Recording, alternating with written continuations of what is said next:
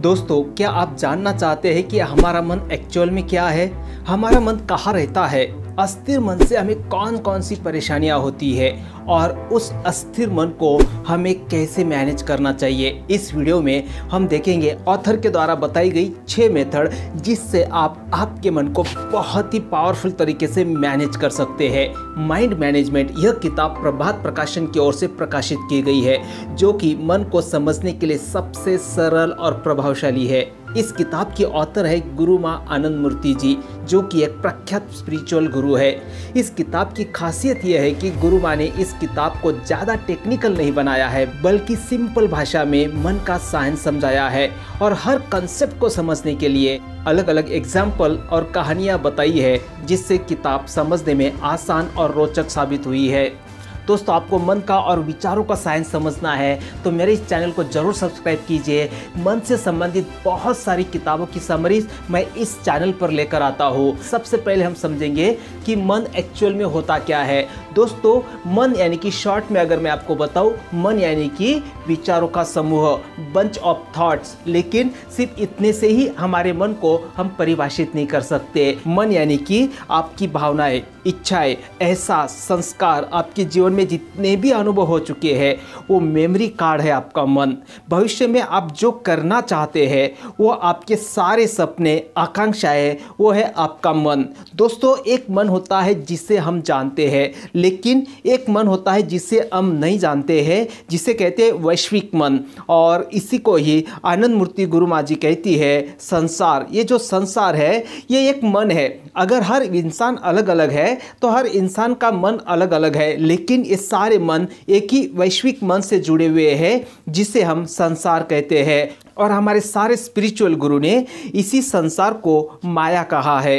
दोस्तों, अगर मन को आपको परिभाषित करना है तो मन इज इक्वल टू हमारा संसार। अगर आपने मन को समझ लिया तो समझना आपने पूरे संसार को समझ लिया। और इसलिए गुरु नानक जी कहते हैं, मन जीते जगत जीते। अगर आपने मन को जीत लिया तो समझना आपने पूरे संसार को जीत लिया। नेपोलियन, सिकंदर, इन्होंने पूरे जग को जीतने की कोशिश की, लेकिन फिर भी वो हार गए अंत में। लेकिन बौद्ध, कबीर, नानक जी, महावीर भगवान, इन्होंने अपने मन को जीता और इसलिए उनको महावीर कहा गया।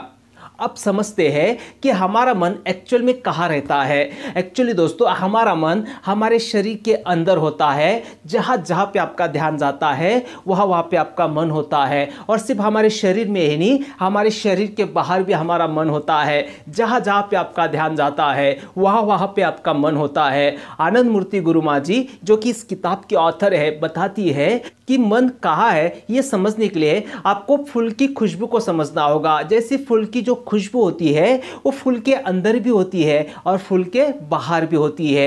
एक कमरे में फूल है और उसकी हमें खुशबू आ रही है, तो 10 लोग आए फिर भी उनको खुशबू आएगी और वो खुशबू कम नहीं होगी। 10 छोड़िए, अगर वहाँ पे 100-500 लोग भी आते हैं फिर भी खुशबू खत्म नहीं होगी। इसी तरह से हमारा मन है, वो हमारे अंदर भी होता है और हमारे बाहर भी होता है। दोस्तों, हमारे मन को हमें मैनेज करना होगा। मन बहुत पावरफुल होता है, निगेटिव तरीके से भी और पॉजिटिव तरीके से भी। हम उसका इस्तेमाल कैसे करते हैं? अगर हम उसे सही तरीके से मैनेज करना सीख गए तो वो हमें प्रॉब्लम क्रिएट नहीं करता है। लेकिन अगर हमारा मन अस्थिर है तो क्या आप जानते हैं कौन सी परेशानियों का हमें सामना करना पड़ता है? सबसे पहले तो अगर हमारा मन अस्थिर रहता है तो हमारे संकल्प सिद्धि में बाधा आती है। मन में विचार जो है पॉपकॉर्न की तरह कंटिन्यूसली फूटते ही रहते हैं। और मजे की बात यह है, ज़्यादातर हर विचार एक दूसरे से बिल्कुल विपरीत होता है। जैसे फॉर एग्जांपल, हमने सोचा कि कल सुबह मुझे जल्दी उठना है और एक्सरसाइज करनी है, योगा करना है, प्राणायाम करना है। लेकिन ये एक विचार आया आपके मन में, लेकिन सुबह जैसे वो अलार्म बजता है तो सुबह तुरंत हम दूसरा विचार करते हैं, बिल्कुल उसके विपरीत विचार करते हैं। नहीं, थोड़ा सो लेते हैं, आज नहीं उठेंगे, कल उठेंगे। थोड़ा एक्सरसाइज ज़्यादा कर लेंगे लेकिन कल उठेंगे। पढ़ाई के बारे में भी यही होता है कि चलो कल से बहुत ज़बरदस्त पढ़ाई करेंगे, लेकिन जैसे दूसरा दिन आता है तो बोलते नहीं, पहले थोड़ा सा वीडियो देख लेता हूँ, थोड़ा फेसबुक पे चेक कर लेता हूँ क्या क्या नोटिफिकेशंस आए हैं।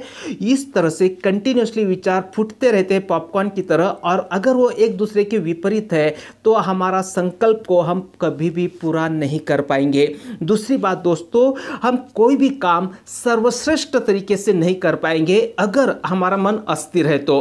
क्योंकि देखिए, लगभग मान लेते हैं 1 मिनट में हम अगर हमारे मन में 15 विचार भी आते हैं तो एक विचार ने 4 से 5 सेकंड भी अगर हमारे बर्बाद किए, अगर वो विचार नॉन क्रिएटिव है, अगर निगेटिव है तो पता है आपको, उतने समय के लिए आप वर्तमान की वास्तविकता से कट गए, आप वर्तमान से हट गए, और उतने समय के लिए वर्तमान में जो भी काम आप कर रहे हैं, आप किताब पढ़ रहे हैं, आप पढ़ाई कर रहे हैं, कोई प्रोजेक्ट आप पूरा कर रहे हैं, तो उतने पर्टिकुलर सेकंड के लिए वो एक नेगेटिव विचार जितने समय तक आपका चलेगा, उतने समय के लिए वो नॉन क्रिएटिव विचार जितना समय आपके मन में चलेगा, उतने समय के लिए तो उस पर्टिकुलर काम से हमारा मन ही हट जाएगा। और मनोवैज्ञानिक कहते हैं कि ज़्यादातर 80 to 90% विचार जो है हमारे मन में नॉन क्रिएटिव होते हैं और नेगेटिव होते हैं। इससे क्या होता है दोस्तों, हम कोई भी काम को सर्वश्रेष्ठ तरीके से नहीं कर सकते। उसके बाद अगर हमारा मन अस्थिर रहता है तो हमें क्रोध बहुत जल्दी से आ जाता है। आपको पता है दोस्तों, अगर हमें क्रोध आता है तो हमारे शरीर में जो एड्रिनल ग्रंथि होगी वो काम करने पर मजबूर हो जाएगी, जिसके स्राव से हमारे शरीर को बहुत ही नुकसान होता है।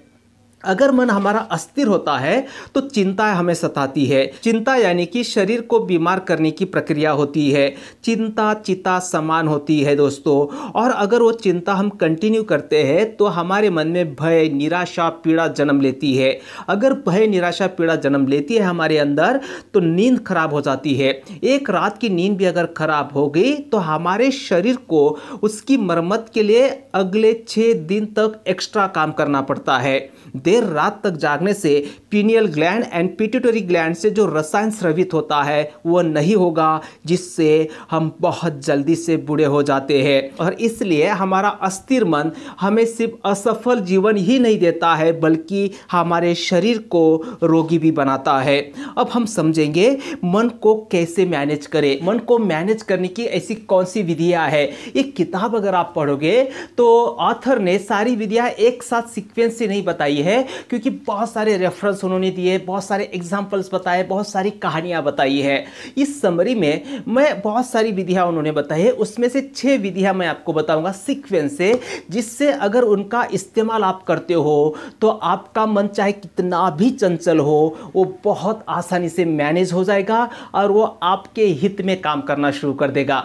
सबसे पहली विधि है विचारों पर ध्यान दीजिए, और इसी को हमारे स्पिरिचुअलिटी में साक्षी की साधना कही है। हमारे मन में जो भी विचार उठता है, जो भी नेगेटिव विचार ज़्यादातर जो उठता है, वहाँ पे आप प्रतिक्रिया मत करो, आप शांत रहो। अगर आप प्रतिक्रिया करोगे तो क्या होगा, वो और ज़्यादा उसी प्रकार के विचार क्रिएट करना शुरू कर देगा। लहर है, वो एक विचारों की लहर है, और जैसे समंदर में लहर उठती है तो कितने देर तक उठती है, अगर उठी है तो वो नीचे गिरने ही वाली है। बस आप प्रतिक्रिया मत करें। अगर आप प्रतिक्रिया करते हो तो उसी प्रकार की लहरें और ज़्यादा उठती रहेगी और आपका मन और ज़्यादा अस्थिर रहेगा। दूसरा तरीका है दोस्तों, हमारे सांसों के ऊपर ध्यान दीजिएगा। आनंद मूर्ति गुरु माँ जी कहती है, अगर आप आपकी सांसों का ख्याल रखते हो, अगर आप आपके सांसों का हिसाब रखते हो, तो मैं चैलेंज के साथ आपको कहती हूँ कि अगले 3 महीने तक 24 घंटे अगर आप सांसों के ऊपर ध्यान देते हो तो आप बुद्ध बन जाओगे। क्योंकि जितना हम सांसों की तरफ ध्यान देते हैं उतना हमारी सांसें जो है वो गहरी होने लगती है, और जितनी सांसें गहरी होती है उतना ही क्या होता है दोस्तों, हमारा मन बहुत शांत होता है। ये सारे जो तरीके मैंने पढ़े ना दोस्तों, ये पढ़ते पढ़ते ही मेरा मन बहुत ही शांत हो गया। ये बहुत पावरफुल तरीके और प्रैक्टिकल है। हम डे टू डे लाइफ में इन तरीकों को बहुत आसानी से अप्लाई कर सकते हैं। तीसरा तरीका है मन को मैनेज करने का, और वो है लेबल नहीं लगाना है। हमारी ज़िंदगी में जो भी घटनाएं घटित होती है, हम बहुत जल्दी से लेबल लगाना शुरू कर देते हैं। ये बुरी है, ये अच्छी है, ये सही नहीं है, ये सही है। आपको पता है दोस्तों, ज़िंदगी हमेशा हमें चौंकाते रहती है।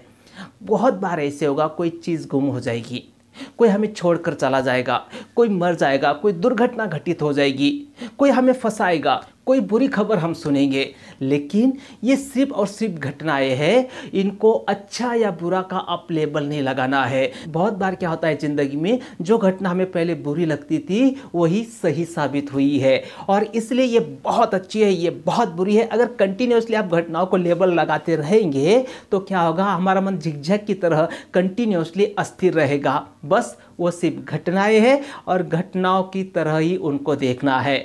चौथा तरीका है दोस्तों, और वो है ये विचार आपको आपके मन में डालना होगा कि हम ईश्वर की गोद में हैं। आपको पता है वो जो परम चेतना है इस दुनिया में, उससे हम सब जुड़े हुए हैं। वो एक सागर है और हम सब वो सागर की लहरें हैं। मतलब वो लहरें जो है वो सागर से ही जुड़ी हुई है, और लहरों का सारा बोझ जो है वो सागर पे ही है। ईश्वर हमेशा हमारे साथ है, ये विचार आपको आपके मन में डालना होगा, ये वास्तविकता को आपको समझना होगा। सिर्फ चिंता करने से क्या होता है, वो बोझ हम हमारे सर पे ले लेते हैं। इस किताब में आनंद मूर्ति गुरुमा जी बहुत खूबसूरत कहानी बताती है। एक राजा अपने रथ से जा रहा था रास्ते से, और वो देखता है कि एक बूढ़ी माँ है, बहुत बूढ़ी स्त्री है, और वो एक बहुत बड़ी गठरी अपने सिर पर ढो रही है, और उसकी वजह से उसकी गर्दन बहुत दर्द कर रही है, उसे ठीक से चला भी नहीं जा रहा है, फिर भी जैसे तैसे वो चल रही है। तो उस राजा को बहुत दया आती है उस बूढ़ी औरत की, और उसे वो कहता है आइए आप बैठ जाइए मेरे रथ में। तो वो बैठती है, लेकिन आपको बताए जैसे वो बैठती है तो वो गठरी फिर से अपने सिर पर ही लेती है। अब वो राजा उसे कहता है अब तो तुम रथ में बैठ गई हो, अब ये गठरी को नीचे रख दो ना। तो कहती है नहीं, ऐसे कैसे हो सकता है, आपने इतनी मेहरबानी की मेरे ऊपर, आपने मुझे रथ पर बिठाया, अब ये गठरी का बोझ मैं आपके रथ के ऊपर नहीं रखना चाहती। अब इससे क्या हो रहा है दोस्तों, वो जो बूढ़ी औरत है खाली पीली अपनी मान तुड़वा रही है। वो गठरी का बोझ चाहे वो अपने सिर पे रखे या चाहे रथ पे रखे, बोझ तो रथ पर ही आने वाला है। उसी तरह से ये चिंताएं करके, ये निराशा के विचार करके हम अपनी ही गर्दन तोड़ रहे हैं, अपनी ही गर्दन को तकलीफ दे रहे हैं। बस उसके ऊपर विश्वास करो कि वो परम चेतना जो है वो मेरे साथ है हमेशा। सॉल्यूशन की बातें करो, सॉल्यूशन के ऊपर काम करो। सिर्फ चिंता करने से क्या होगा, सिर्फ और सिर्फ हमको दुख मिलेगा और कुछ होने वाला नहीं है। पांचवा तरीका है दोस्तों, और वो है जिंदगी को समग्रता के साथ आपको जीना है। ऑथर कहती है कि जो दुख हमें हुआ है जिंदगी में, जो दुख हमें होता है वो सिर्फ और सिर्फ हमारा चुना होता है। उस दुख को हमने चुना था, भले ही हमने ये सोचकर चुना हो कि इससे मुझे खुशी होगी, इन पैसों से, इस रिलेशनशिप से, इस घटना से मुझे खुशी होगी, इस निर्णय से मुझे खुशी होगी। लेकिन बाद में जैसे जैसे समय बीतता है और बाद में हमें पता चलता है कि वो जो खुशियाँ है वो अपेक्षा भंग हो रहा है, वो खुशियाँ जो है दुख में कन्वर्ट हो रही है। एक्चुअली जीवन का नियम हमें समझना होगा, सुख और दुख बिल्कुल एक दूसरे से जुड़े हुए हैं। अगर आपकी ज़िंदगी में आप दुख महसूस कर रहे हो तो समझना बाद में प्रसन्नता निश्चित पीछे आने ही वाली है। अगर आपने सुख चुना है तो समझना बाद में दुख आने ही वाला है। आपको ये दोनों एक साथ समग्रता के साथ स्वीकार करना होगा कि दुख आया है तो सुख आने ही वाला है, और सुख आया है तो दुख तो आने ही वाला है। हम सिक्के का सिर्फ एक पहलू चाहते हैं, लेकिन दूसरा पहलू हम नहीं चाहते हैं। फिर क्या होगा, हमें सिक्का भी नहीं मिलेगा। अगर आप सुख चाहते हो तो दुख मिलेगा, दुख चाहते हो तो सुख मिलेगा। ये दोनों बातें एक दूसरे से बिल्कुल जुड़ी हुई है, और इसलिए जिंदगी को हमें पूरी तरह से समग्रता के साथ स्वीकार करना है। और लास्ट का उपाय है दोस्तों, अगर आपको आपके मन को स्थिर रखना है तो योगा, ध्यान और प्राणायाम ये रेगुलर तरीके से आपको करना है। अगर आप योगा, ध्यान, प्राणायाम रेगुलरली करते हो तो आपके जीवन में एक बहुत ही खूबसूरत परिवर्तन का आप अनुभव करोगे। छोटी छोटी बातों पर आप रिएक्ट नहीं होगे, आप दुखी नहीं होगे।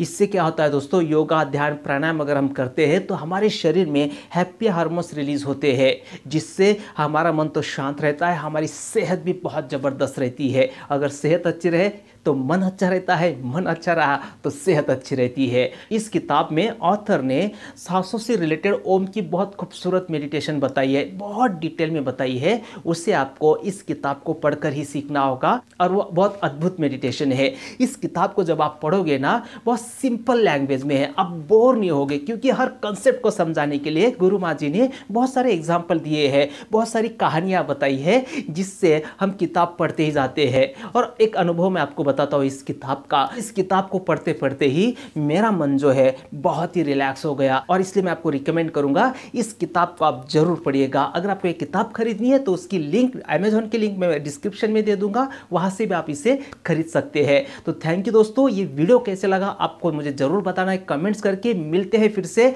अगले वीडियो में एक बहुत पावरफुल किताब के साथ। तब तक के लिए thank you, bye bye, take care, शुक्रिया।